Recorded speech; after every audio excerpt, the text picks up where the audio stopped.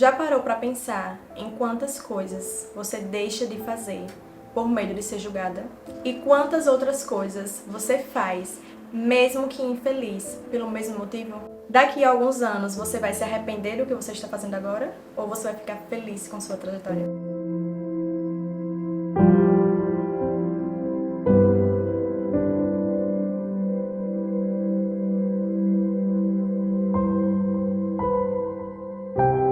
Olá pessoal, tudo bem com vocês? Eu espero que sim. E no vídeo de hoje eu vou falar com vocês sobre a minha decisão de ter pedido exoneração do meu trabalho para ficar em casa cuidando de Sara. E eu vou contar aqui todos os detalhes que me levaram a tomar essa decisão, já que eu era uma pessoa que tinha um pensamento totalmente oposto a isso. Eu sempre pensei em buscar grandes aspirações profissionais e repudiava a ideia de ser uma dona de casa e cuidava dos filhos e do marido. E ao mesmo tempo em que eu explico isso para vocês, eu vou levar vocês para conhecer um pouco da minha história e também, por fim, aqui eu vou falar sobre o futuro do canal. Antes de começar a contar o que eu tenho para contar aqui, eu quero deixar claro que eu não guardo rancor nenhum de uma determinada pessoa, que vocês vão ver, né? Eu tentei fazer de tudo pra amenizar o que eu podia amenizar, não contar tantos detalhes, obviamente, porque tem coisas muito pessoais, mas eu precisei falar certas coisas porque essa é a minha história, não tinha como eu contar a minha história sem contar isso, porque essa é a minha história de vida. Eu vou dividir essa história em dois temas e o primeiro deles é a minha aversão ao casamento e ao fato de ter filhos. A grande maioria das pessoas que me acompanham não sabem e nem sequer imaginam que eu venho de uma família extremamente conturbada, tendo em vista que meu pai é uma pessoa alcoólatra e muito difícil de lidar. Por ter visto a relação dos meus pais, por ter crescido nesse ambiente por muito tempo, eu não desejava casar e nem ter filhos. E isso só mudou mais ou menos quando eu tinha uns 19 anos de idade. E mudou porque, observando a relação de algumas pessoas, principalmente a família da minha melhor amiga e a família do meu namorado, que à época já era Lucas, eu percebi que, em que pese essa era a regra e tinha se tornado a realidade na maioria dos casais, existia sim um ou outro, exceções, que conseguiam se manter felizes por muitos anos. E aí então surgiu uma sementinha em meu coração e na minha mente de que isso era possível, e quando eu olhava para essas relações eu pensava, é isso que eu quero viver. E com esse objetivo de realmente conseguir um relacionamento assim, eu comecei a estudar de fato, li alguns livros como As 5 Linguagens do Amor, fiz um curso sobre temperamentos humanos para conhecer melhor Lucas, conhecer melhor a personalidade, o temperamento, as características dele, assim como a minha também, porque me conhecendo, eu me coloco numa relação totalmente diferente de quando eu não me conhecia. E à medida que eu ia estudando e entendendo mais sobre isso, eu via ali um grande potencial de viver aquilo que eu via mais ou menos nos filmes, né? Que é um casamento feliz, duradouro, com fidelidade, com amor e respeito mútuo. Foi quando o meu relacionamento com o Lucas melhorou muito e, obviamente, o fato dele ser uma pessoa que já vem de uma família estruturada, no sentido de que as pessoas são emocionalmente estáveis, têm relacionamentos bons, ajudou bastante nessa minha trajetória, tendo em vista que ele me passava muito amor e segurança desde o início. Nesse momento da minha história, eu comecei a pensar e desejar realmente casar e ter filhos, mas eu repudiava a ideia de que eu poderia depender financeiramente do meu marido e também a ideia de eu me tornar uma dona de casa, uma pessoa que fazia serviço doméstico e cuidar dos filhos. E aí é que entra o segundo tema dessa história. Ficar em casa e cuidar da casa, cuidar dos filhos, aquela demanda, né? Cozinhar, arrumar coisa, fazer comida pro marido. Na minha cabeça era sinônimo de algo horrível, eu jamais desejaria isso pra mim, nem pra ninguém. Na minha cabeça era sempre isso, coisa ultrapassada, eu jamais faria isso, e então eu sempre buscava grandes aspirações profissionais. E por que disso? Porque eu via dentro da minha casa o que minha mãe precisou passar com o meu pai e com a sociedade por ela não ter trabalho e ter que ficar em casa com os filhos. Como eu falei no início do vídeo, minhas relações familiares foram muito difíceis, eu não tenho memórias muito boas para compartilhar aqui com vocês em relação à minha infância, à minha adolescência com o meu pai. O fato de eu ter visto, de ter presenciado os abusos psicológicos que minha mãe passou por não ter estudado e por não ter um trabalho, e os abusos que eu sofri também, ser chamada de burra, e eu não vou entrar aqui em detalhes porque seria pesado demais, eu não quero trazer um ar tão pesado aqui para esse vídeo, mas o que eu quero passar, a ideia para vocês é que diante do que eu vivi, eu formei na minha cabeça uma convicção. E ter sido nomeada, chamada de algumas coisas que, como eu disse, eu não posso falar aqui, fez com que eu buscasse dentro de mim uma grande aspiração profissional, um grande crescimento profissional, um status para provar que eu não era aquilo. E isso, gente, eu não descobri do nada, não foi uma coisa, no momento que aconteceu e que eu comecei a buscar esse crescimento profissional, eu liguei já no mesmo momento, né, de forma automática, que aquilo era por conta disso. Não foi assim, certo? Foi depois de muitos anos de terapia que eu consegui enxergar que uma coisa tinha ligação com a outra. Para vocês entenderem mais ou menos como foi essa minha trajetória em busca de grandes aspirações profissionais, eu vou trazer vocês um pouco aqui pro meu passado, para quando eu tinha 18 anos de idade, que foi o ano que eu vim morar aqui em Aracaju, para dar continuidade à minha faculdade. E eu iniciei no ano anterior, quando eu tinha 17 anos. Quando eu vim morar aqui em Aracaju com 18 anos, eu passei muitos perrengues. Eu vim morar aqui com minha irmã e uma amiga inicialmente, e a gente veio pra cá só com o dinheiro do aluguel praticamente, e o dinheiro das compras do mês ali contado, e às vezes até faltava. Então não tinha dinheiro pra comprar lanche, nunca, jamais. Passava essa ideia na minha cabeça, eu quero tomar um açaí. Nem passava na minha cabeça porque eu não tinha possibilidade, não tinha dinheiro. Eu vim realmente com o necessário apenas para ir para a faculdade, voltar para a faculdade e estudar em casa, e era isso. Depois as coisas até pioraram um pouco, porque eu passei a não ter também tantas condições para almoçar de forma saudável, fazer uma comida, né, um almoço, feijão, arroz, etc. Muitas vezes eu acabava comendo biscoito dos mais baratos que tinha no mercadinho, comprava aqueles pacotinhos de Teens, acho que é Teens o nome, do pequenininho, e almoçava aquilo, que eu acho que no tempo custava mais ou menos R$1, R$1,50. Muita gente não sabe dessa parte da minha vida, inclusive minha mãe, às vezes ela pode estar assistindo aí, é capaz dela chorar, porque eu não gostava de passar preocupação, já que minha mãe não tinha condições de me ajudar de alguma forma, porque ela não trabalhava. Eu acho que só sabe minha irmã e meu marido, porque eles souberam já muito tempo depois, porque eu nunca quis passar pra ninguém esse sentimento de que eu preciso ser ajudada.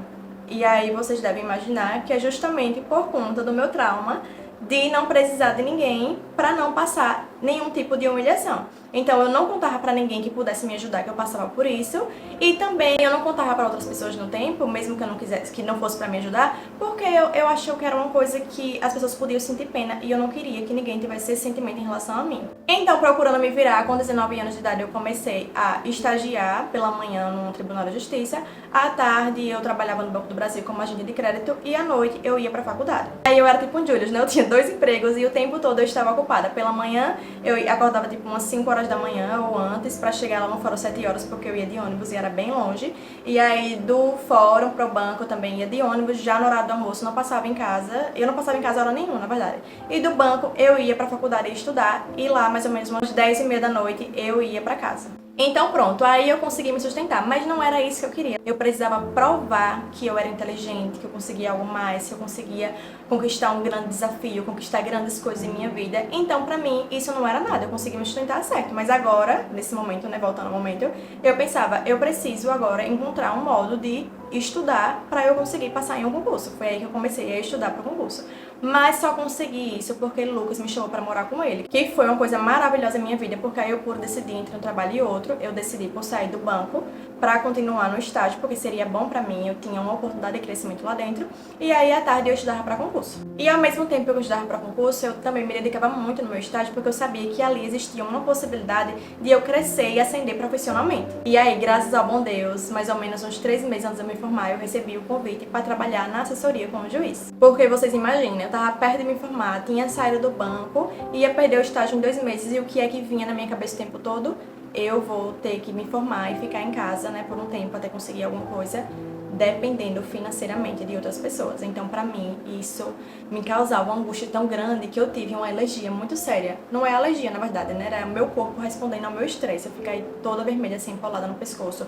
Todo lugar que eu ia, todo mundo falava, menina, o que é isso? Você tá com alergia a alguma coisa. E aí, depois eu descobri que tinha sido por conta do estresse, por conta da ansiedade e preocupação que eu estava vivendo. Nomeada ao cargo, eu continuei estudando para o concurso do tribunal, que era de técnico judiciário, que eu já estava estudando um ano antes, enquanto eu era estagiária, lembrou?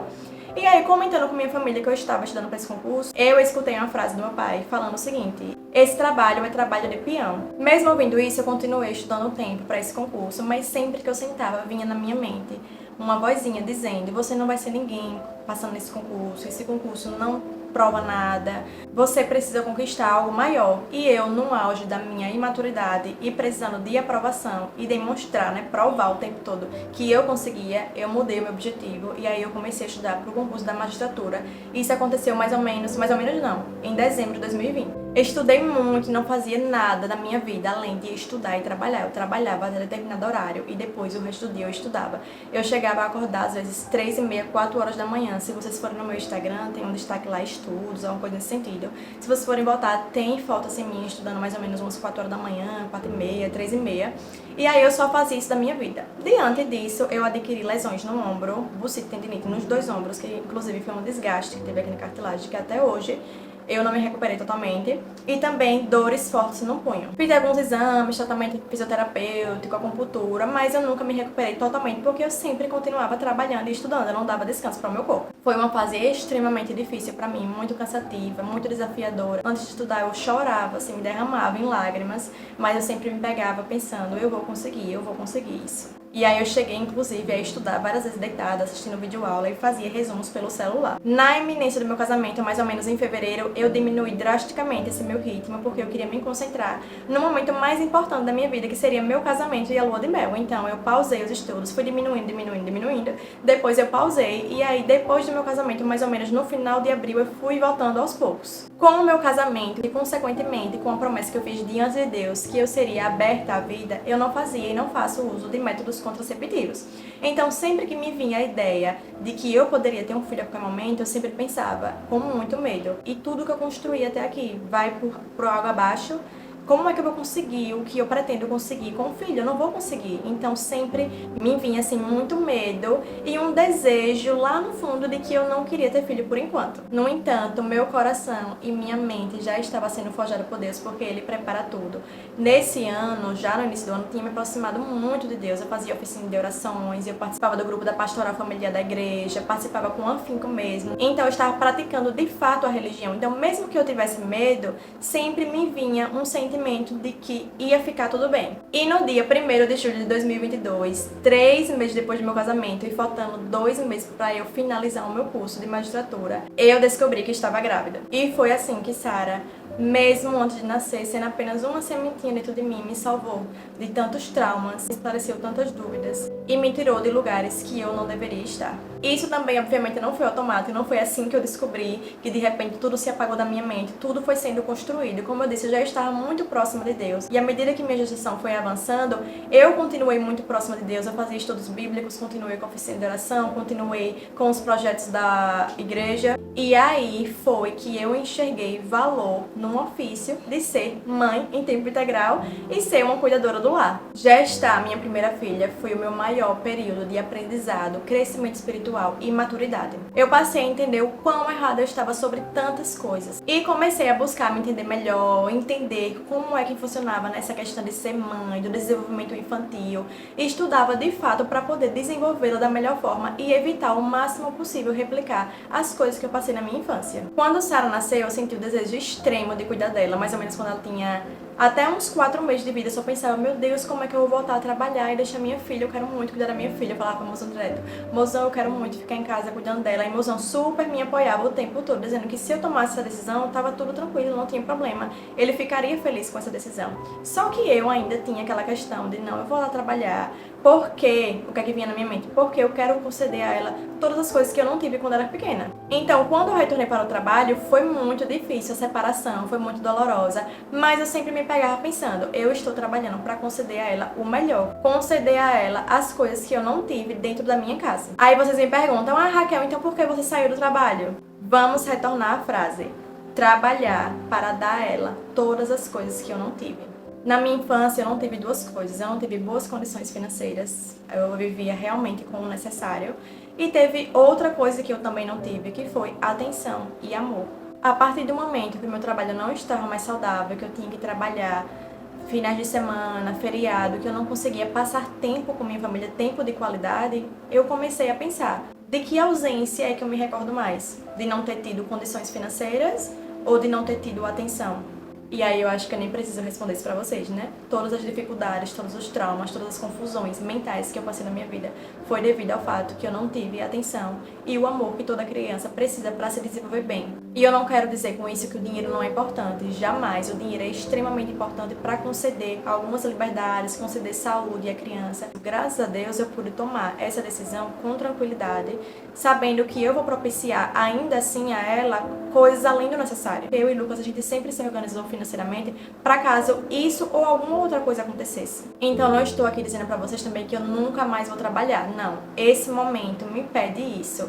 Exigiu isso de mim e eu tive atenção e cuidado para olhar para essa situação e tomar a decisão certa. Pode ser que futuramente eu vou trabalhar e eu tomei essa decisão com muito medo, gente, não foi fácil, eu tive muito medo, mas minha confiança em Deus superou o meu medo. E eu estou feliz hoje tomando essa decisão porque eu vejo o valor nisso. E eu quero passar esse recado para vocês, para você que é mãe, que você tem dúvida, que você pode tomar essa decisão, ou que você já está em casa fazendo isso. Esse trabalho que você está fazendo é o trabalho mais importante que a gente pode exercer aqui na Terra, que é formar um outro ser humano, educar um outro ser humano, propiciar à sua família felicidade, amor e aconchego. É o trabalho mais importante e valioso que tem na Terra. E agora, falando sobre o futuro do canal, como eu não estou trabalhando mais fora, eu vou trazer muito mais conteúdo pra vocês. Vou trazer aqui receitas que eu amo fazer, desenvolvimento de Sara, compras de mês e diversos outros temas. Inclusive, aceito sugestão aqui embaixo se vocês pensarem em alguma coisa que vocês querem que eu traga, coloquem aqui também. E é isso, pessoal. Quem já me acompanha, continue aqui comigo. E quem ainda não foi inscrito,